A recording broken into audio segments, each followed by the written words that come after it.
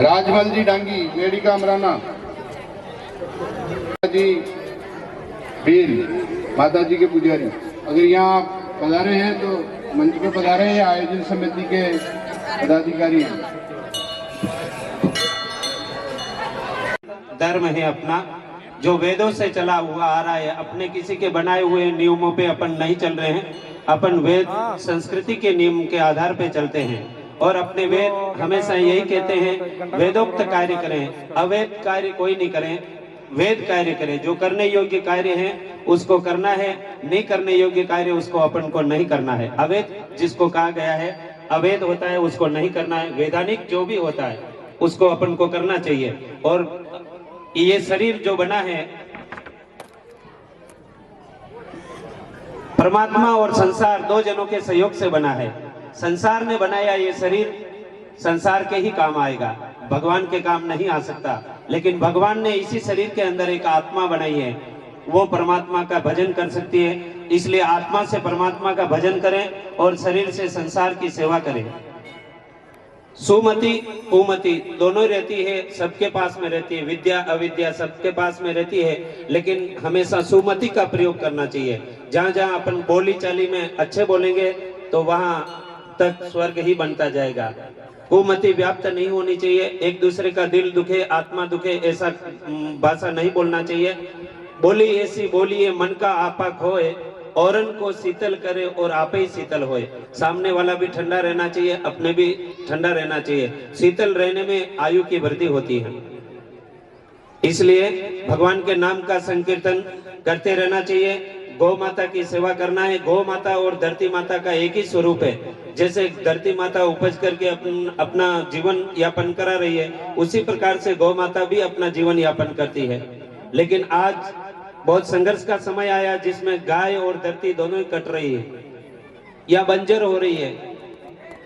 गायें दुधारू नहीं हो रही है। नहीं होने का कारण फिर अपना देश कैसे आगे बढ़ सकता है। गाय की सेवा स्वयं देवनारायण दरबार ने भी की है। हजारों लाखों गायों की सेवा उन्होंने की है और उन्हीं कुल से अपन आए हैं और उनकी पूजा आज भी करते आ रहे हैं। लेकिन आपको पता हो, आज से 20, 25, 50 साल पहले जो मंदिरों में सेवा पूजा और उसका भाव अपन को मिलता था, वो आज नहीं है।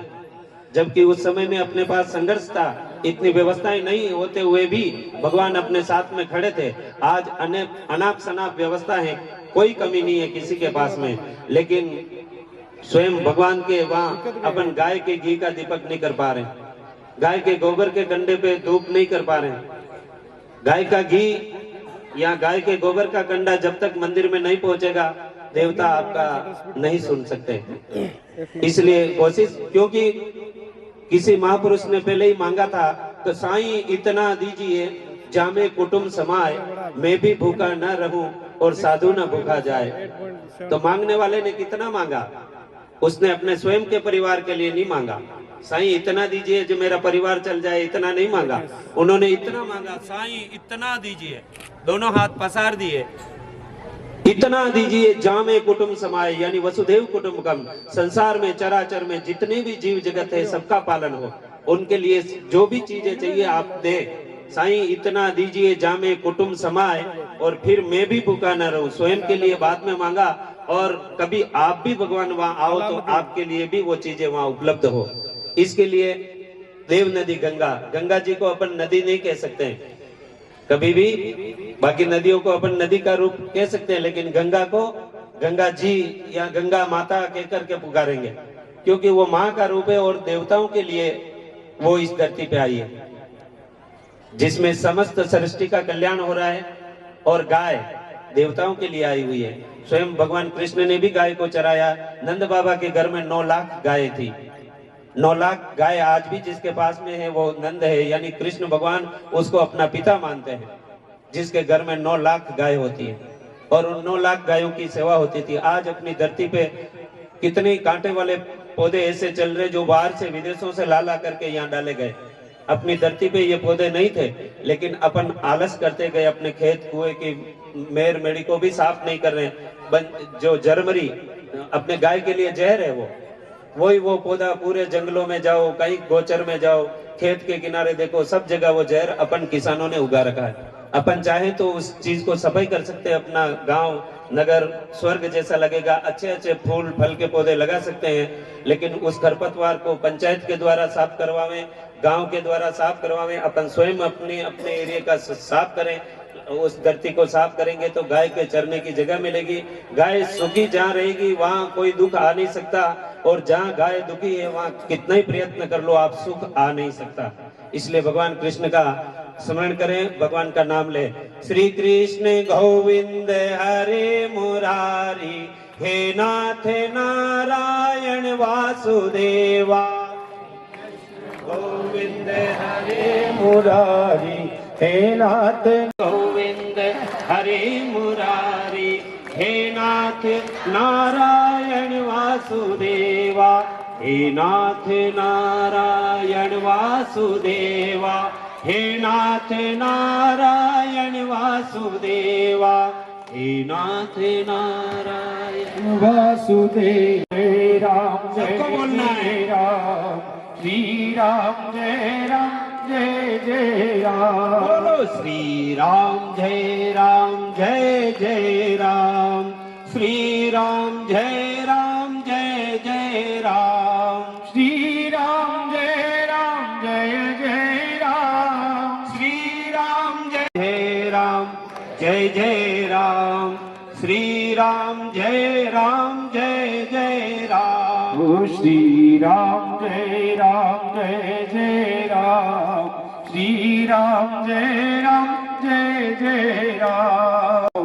पतित पावन सीताराम, सीताराम जय सीताराम, सीताराम जय सीताराम। ओ सीताराम जय सीताराम, सीताराम जय सीताराम। बोलो रघुपति राघव राजा राम, पतित पावन सीताराम। ओ सीताराम सीताराम, सीताराम सीताराम, सीताराम जय सीताराम।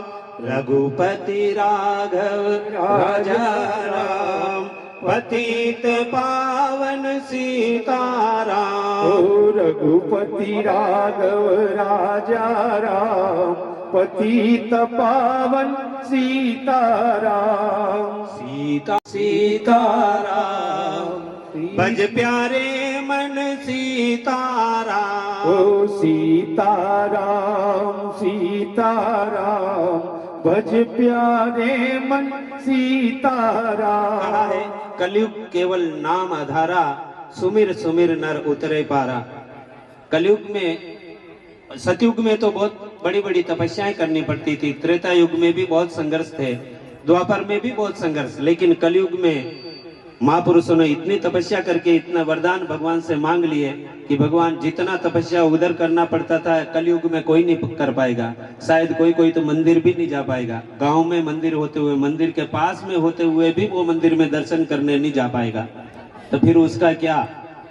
बोले नहीं, फिर भी वो नाम लेगा। कैसे? चलते फिरते उठते बैठते खाते पीते नींद में भी भगवान का नाम लेगा, वो उसके काम आएगा। तो भगवान का नाम लेते रहना चाहिए। अनक आलसु, आलस में भी भगवान का नाम लिया हुआ काम आता है। यानी शुभ कार्य कभी भी करो, अच्छा कार्य कभी भी करो, अच्छा ही होगा। तो भगवान का नाम जब भी लेंगे आप, आपका साथ मिलेगा।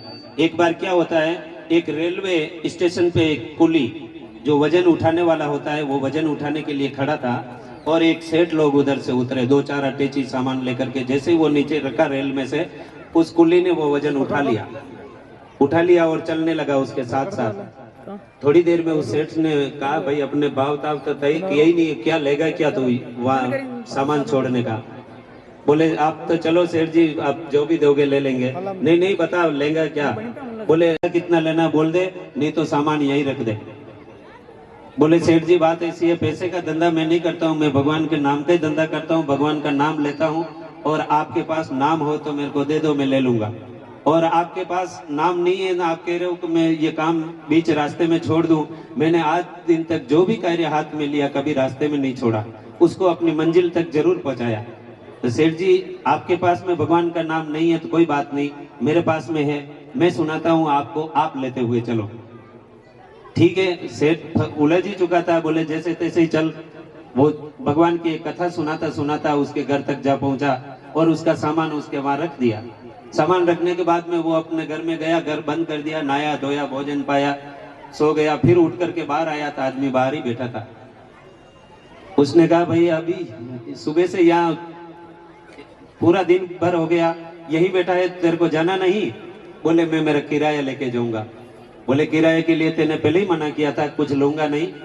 बोले हाँ, पैसे के लिए तो मना किया था, लेकिन मैंने कहा मैं भगवान का नाम लेता हूँ, जो भगवान का नाम चाहिए।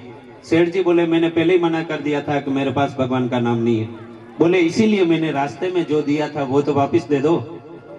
क्या कह रहा है वो? जो मैंने रास्ते में सुनाया वो वापिस मेरे को सुना दो। तो सेठ जी ने तो वो मन से सुना ही नहीं था, क्या सुनाया वो भी पता नहीं, लेकिन झूठी सांची भी उसने हाँ हाँ भरता गया था सेठ। तो उस बंदे ने कहा सेठ जी तुम्हारा समय बहुत नजदीक आ गया है, 2 दिन का समय और है धरती पे रहने का, जितने भी माया है यही पड़ी रह जाएगी और आपको यहाँ से जाना है। लेकिन आपके जीवन भर 7 पीढ़ी के अंदर किसी ने ऐसा कार्य नहीं किया है, पुण्य कार्य नहीं किया, खाली पाप कमाई करते करते ये सब मेल अटारियां बनाई है। लेकिन पुनीत कार्य जो भी करना है, मात्र तुमने झूठी सांची भी हाँ भरी उस कथा में, ये पुनीत कार्य तुमसे जरूर हुआ है, इसका फायदा मिलेगा तेरे को, बाकी उसका हर्जाना भी मिलेगा। तो ऐसे करते करते दूसरे दिन उसका प्राण छूट गया और यमदूत लेके जा रहे हैं। यमदूत ले गए और यमराज जी के पास में ले गए और कहा भाई इसका डिक्शनरी में देखो क्या क्या पुण्य कार्य किया। बोले थोड़ा सा पुण्य कार्य किया, बाकी पूरा जीवन पर्यंत 7 पीढ़ी में किसी ने कोई पुनीत कार्य नहीं किया। तो बोले इसको पूछो पहले, अच्छा पुनीत कार्य किया उसका हर्जाना लेगा, खोटा किया जिसका लेगा? तो उस जीव ने ऐसा प्रश्न रख दिया सामने कि मैं जो पुनीत कार्य किया उसका फल देखना चाहता हूं और जो खोटा किया उसका मैं भुगतना चाहता हूं। तो मैं उस फल को देख लूं पहले और फिर मेरा वो भुगतूंगा। तो यमराज जी बोले हमारी डिक्शनरी में तो देखने को ही जो भुगतता है वही देखना होता है, अलग से दिखाया नहीं जा सकता। तो इसलिए तू भुगत ले तो भुगत ले। बोले भुगतूंगा तो मैं पहले बुरा कार्य किया जिसका, लेकिन अच्छा कार्य किया जिसका फल कैसा होता है मैं देखना चाहता हूँ। यमराज जी बोले ये हमारी डिक्शनरी में नहीं है, ऐसा करो विधाता के पास ले चलो इसको। यमराज जी यमदूत सब लेकर के उस जीव को विधाता ब्रह्मा जी के पास ले जा रहे हैं। ब्रह्मा जी ने भी कहा भाई ये भुगते तो भुगतवा दो, लेकिन अपने दिखाने का और कोई तरीका अपने डिक्शनरी में भी नहीं है। फिर महादेव जी के पास ले गए, ब्रह्मा जी भी साथ चल गए। महादेव जी कह रहे हैं भाई भुगते का वही देखना होता है, अलग से देखने का फल हमारे संरचना में भी नहीं है। लेकिन फिर भी एक बार एक जगह और वैकुंठ में ले चलो इस जीव को, वहां भगवान ठाकुर जी इसका न्याय कर देंगे तो कर देंगे। वहां जैसे ही गए भगवान देख ही रहे उस ऐसे जीव को यहाँ लेकर के आ रहे हैं। जीव जैसे ही वैकुंठ द्वार पे पहुंचा, भगवान ने सबको आसरा किया इस जीव को यहाँ छोड़ दो और तुम अपने अपने धाम को चले जाओ। जीव को वही छोड़ दिया गया। 10-15 दिन हो गया, 20 दिन हो गया, जीव वो अकेला आत्मा और परमात्मा दोनों ही वैकुंठ के अंदर है। फिर भी वो आत्मा परमात्मा से पूछ रही है कि मैंने जो पुनीत कार्य किया उसका फल कैसा होता है बताओ। तो भगवान कह रहे हैं कि तेरी 7 पीढ़ी में किसी ने ऐसा कार्य नहीं किया, यहाँ तक कि देख देवता लोग भी इस वैकुंठपुरी में नहीं है, फिर भी तू 20 दिन से यहाँ रह रहा है हमारे पास में, इससे अच्छा पुनीत फल क्या होगा ये तेने देख लिया, अब जा तू तेरे पापों का कर्म भुगत। तो सेठ जी कह रहे हैं दयालु हमने तो ऐसा सुना है कि आपका एक बार दर्शन हो जाए तो हजारों जन्मों के पाप नष्ट हो जाते हैं, और मेरे तो इसी जन्म के पाप हैं और मैं 20 दिन से आपके साथ में रह रहा हूँ, अब हमारे कौन से पाप रह गए? इसलिए थोड़ा सा भी अच्छा कार्य किया हुआ कहीं न कहीं आपको जरूर आगे बढ़ाता है। तो पुनीत कार्य जरूर करें, धरती माता की सफाई का ध्यान रखें, और अपने ये छोटे छोटे बच्चे हैं जो अपन संगठन को मजबूत करने के लिए चल रहे हैं, देश को मजबूत करने के लिए चल रहे हैं, आरएसएस के नौजवान जो अपने भारत के भाई बहन हैं, उन्होंने 100 वर्ष हो गए इस लीड को चलाते चलाते, तो आज अपन इतना स्वतंत्र बैठ पा रहे हैं। अगर उनकी ये मेहनत वहां तक नहीं होती तो शायद अपन इतना संगठित होकर के नहीं बैठ पाते और ये फूट भी हो जाती अपने। क्योंकि आने वाले जो भी आक्रांता यहाँ आए उन्होंने यही कहा कि फूट डालो और राज करो, भाई भाई को लड़ा दो, बेटा बाप को लड़ा दो, परिवार परिवार में लड़ा दो, सबको फूट डाल करके दूसरे राज कर रहे हैं। इसलिए अपने समाज में, अपने गांव में कोई भी लड़ाई झगड़ा नहीं होना चाहिए। कभी भी कोई छोटी मोटी बात होती है उसको वहीं समन करो, मिल बैठ करके आपस में समन करो और निज स्वार्थ के पीछे कभी नहीं लड़ना चाहिए। लड़ाई लड़नी है तो देश की लड़नी है, देश की सुरक्षा के लिए लड़नी है। बाकी छोटे मोटे स्वार्थ के लिए आपस में बैर भी नहीं रखना, इंसानियत के नाते एक दूसरे का साथ देते हुए चलना और हर जीव जगत का अपन को पालन करना है। भगवान ने उतनी हिम्मत अपन को दी है, बुद्धि दी है, क्षमता दी है, व्यवस्थाएं दी है। इतना व्यवस्था होने के बाद में अपनी धरती बंजर पड़ी है। यही हिमाचल में, कश्मीर में जाओ तो सजी हुई है धरती, केसर, एप्पल, अनेक सारे फल फूल लगा रखे हैं। अपन लगा सकते हैं। ये देवनारायण दरबार की ये धरती में भी अनेक सारी प्रकृति लग सकती है। संकल्प लो, देखेगा अपन एक एक दो दो पांच पांच पौधा इस बारिश में सब जने लगाएंगे और इस पहाड़ी के अंदर से अंग्रेजी बबूल और जर्मरी नहीं रहने देंगे।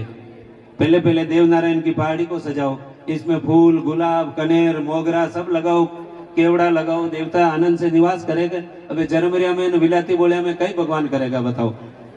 तो ये तो भगवान खत्म नहीं करेंगे ना, अपन को ही मेहनत करना पड़ेगा। मशीनें हैं, सब व्यवस्थाएं हैं अपने पास। थोड़ा धरती पे ध्यान लगाएंगे, गाँवों के रख रखाव का भी ध्यान लगाओ।